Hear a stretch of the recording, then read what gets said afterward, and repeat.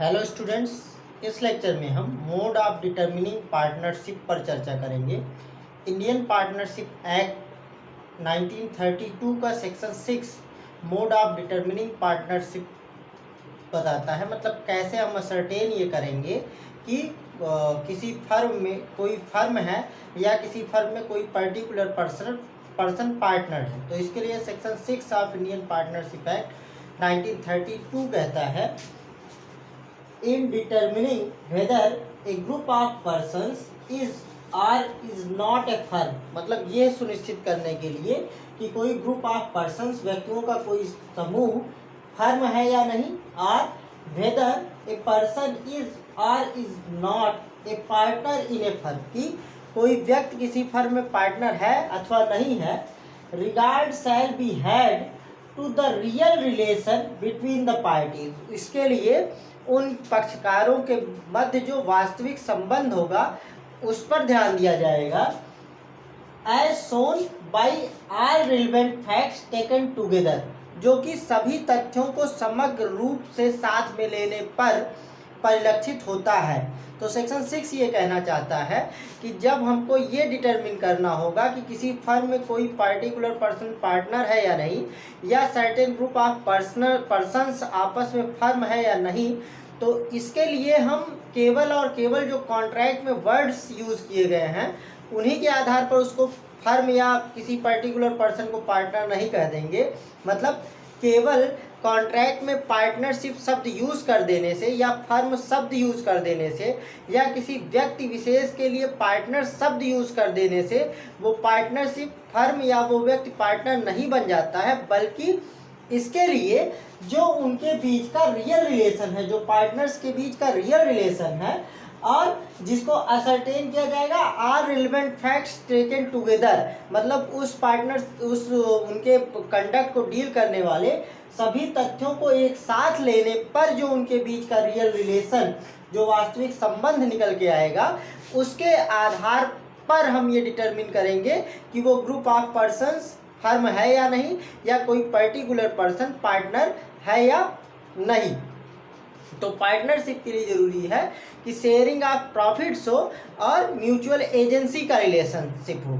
तो अगर पार्टनर्स के बीच में म्यूचुअल एजेंसी का रिलेशनशिप होगा, म्यूचुअल एजेंसी का मतलब सारे पार्टनर्स एक दूसरे के प्रिंसिपल और एजेंट, जैसा कि सेक्शन 4 जब पार्टनरशिप को डिफाइन करता है तो वो कहता है partnership is the relation between persons who have agreed to share the profits of a business. मतलब एक बिजनेस होना चाहिए जिसमें प्रॉफिट्स की शेयरिंग होनी चाहिए। Carried on by all or any of them acting for all, वो बिजनेस जो है उन सभी द्वारा कैरी ऑन किया जाना चाहिए, या any of them acting for all होना चाहिए, मतलब उनमें से कुछ के द्वारा लेकिन सभी की ओर से चलाया जाना होना चाहिए। तो ये जो है ये पार्टनर्स के बीच म्यूचुअल एजेंसी के रिलेशनशिप को शो करता है। तो अगर जो व्यक्ति किसी बिजनेस में प्रॉफिट्स को शेयर कर रहे हैं, उनके बीच में अगर म्यूचुअल एजेंसी का रिलेशनशिप है, अगर वो आपस में एक दूसरे के प्रिंसिपल और एजेंट की कैपेसिटी में काम कर रहे हैं, तब तो उसको हम फर्म मानेंगे और उन व्यक्तियों को पार्टनर्स मानेंगे। नहीं तो केवल प्रॉफिट शेयर करने से कोई व्यक्ति फर्म में पार्टनर नहीं बन जाता है। ठीक, और ये कि उनमें म्यूचुअल एजेंसी का रिलेशनशिप है या नहीं है, इसके लिए उनके रिलेशन को गवर्न करने वाले जितने भी पहलू हो सकते हैं उन सभी को ध्यान में रखकर ही हम ये डिटरमिन करेंगे कि उनके बीच में वास्तव में एजेंसी का रिलेशनशिप है या नहीं। एक केस है कॉक्स वर्सेस हिकमैन का केस। तो कॉक्स वर्सेस हिकमैन का केस में ये कहा गया कि केवल और केवल प्रॉफिट शेयर कर लेने से कोई व्यक्ति फर्म पार्टनर नहीं बन जाता है, बल्कि फर्म में पार्टनरशिप के लिए ज़रूरी है कि उनके बीच में म्यूचुअल एजेंसी का भी रिलेशनशिप होना चाहिए। मतलब पार्टनर्स के बीच में आपस में प्रिंसिपल और एजेंट रिलेशनशिप होना चाहिए। फर्म के बिजनेस को कैरीड ऑन बाई ऑल होना चाहिए, एक्टिंग फॉर ऑल सभी के द्वारा सभी की ओर से चलाया जाना चाहिए, या any of them acting for all होना चाहिए, मतलब कुछ पार्टनर्स द्वारा सभी की ओर से चलाया गया होना चाहिए। तो कॉक्स वर्सेस हिकमैन के भी केस में म्यूचुअल एजेंसी के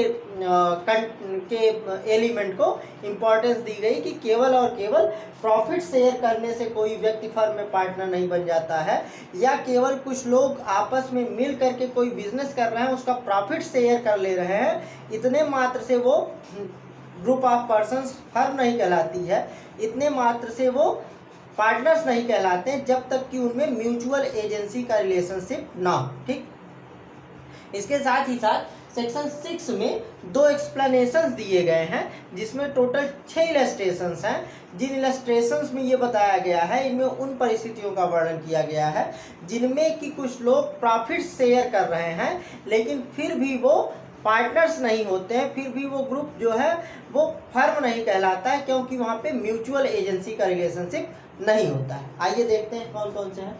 पहला कहता है sharing of profits or of gross returns arising from property by persons holding a joint or common interest. अगर कोई प्रॉपर्टी है उसमें कुछ लोग जॉइंट या कॉमन इंटरेस्ट होल्ड करते हैं, मतलब उसमें उनका सम्मिलित हित निहित है, तो अगर उसमें उसके जो ग्रॉस रिटर्न्स होते हैं मतलब उस प्रॉपर्टी से जो कुछ भी आता है उसमें या उसके प्रॉफिट्स में अगर कुछ लोग शेयर करते हैं तो इतने मात्र से वो पार्टनर नहीं बन जाते हैं। तो यहाँ पे क्या है, केवल शेयरिंग ऑफ प्रॉफिट्स हो रही है, कोई बिजनेस इनके जो व्यक्ति प्रॉफिट शेयर कर रहे हैं उसमें कोई म्यूचुअल एजेंसी का रिलेशनशिप नहीं है, इसलिए वो पार्टनर्स नहीं होते। दूसरा है persons receiving share of profits out of business.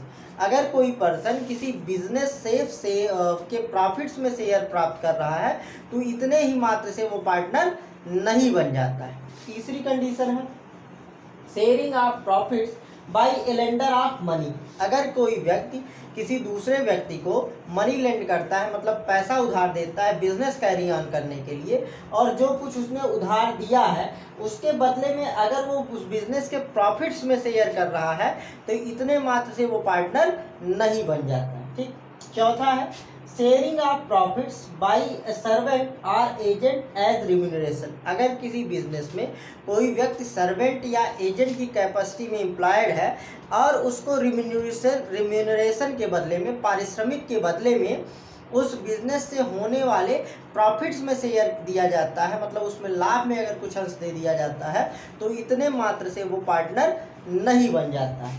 Next है the receipt of share or payment by a widow और child of deceased partner as annuity. अगर किसी पार्टनर की डेथ हो जाती है तो अगर उस पार्टनर के विडो, डिसीज्ड पार्टनर के विडो या चाइल्ड को फर्म के प्रॉफिट्स में से कुछ एन्युटी के रूप में प्रदान किया जाता है तो इतने मात्र से वो विडो या चाइल्ड जो है वो फर्म का पार्टनर नहीं बन जाता है। छठवीं स्थिति है the receipt of share or payment by sale of goodwill.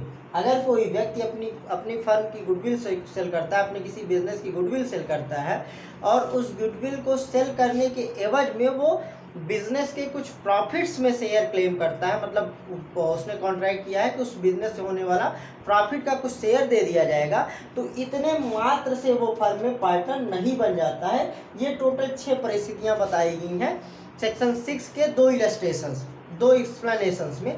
तो इनमें क्या है, इन सभी में यहाँ पे शेयरिंग ऑफ प्रॉफिट तो हो रहा है लेकिन म्यूचुअल एजेंसी रिलेशनशिप नहीं है, मतलब ये एक दूसरे के प्रिंसिपल और एजेंट नहीं है, इसलिए इसको पार्टनरशिप और इन व्यक्तियों को पार्टनर नहीं माना गया। तो सेक्शन 6 जो बताता है वो ये कि जब हमको डिटरमिन करना होगा कि कोई ग्रुप ऑफ पर्सन्स फर्म है या नहीं, या कोई व्यक्ति किसी फर्म में पार्टनर है कि नहीं, तो हम वहाँ पे केवल प्रॉफिट्स की शेयरिंग को ध्यान में नहीं रखेंगे बल्कि म्यूचुअल एजेंसी के रिलेशनशिप को ध्यान में रखेंगे। अगर म्यूचुअल एजेंसी का रिलेशनशिप है तभी हम उनको पार्टनर कहेंगे और उस ग्रुप ऑफ पर्सन को फर्म कहेंगे। और ये म्यूचुअल एजेंसी के रिलेशनशिप को हम कैसे असरटेन करेंगे, तो इसको पार्टीज के बीच में जो रियल रिलेशन होगा, और वो रियल रिलेशन किससे शो होना चाहिए, or relevant facts taken together, वो जो उनके मध्य के व्यवहार को शासित करने वाली सभी परिस्थितियां हैं उनको अगर ध्यान में रखते हुए हम ये निष्कर्ष निकालते हैं कि इनमें आपस में म्यूचुअल एजेंसी रिलेशनशिप है, तब हम उस ग्रुप ऑफ पर्सन्स को पार्टनर कहेंगे। उस ग्रुप ऑफ पर्सन्स को फर्म कहेंगे और उस ऐसे व्यक्तियों को पार्टनर कहेंगे। और अगर ये म्यूचुअल एजेंसी रिलेशनशिप नहीं शो हो रहा है तो वहाँ पे हम उसको फर्म और पार्टनर नहीं कहेंगे। ठीक, तो ये टॉपिक हमारा कंप्लीट होता है। इसके आगे की चर्चा नेक्स्ट लेक्चर में मिलते हैं अगले वीडियो में। थैंक्स।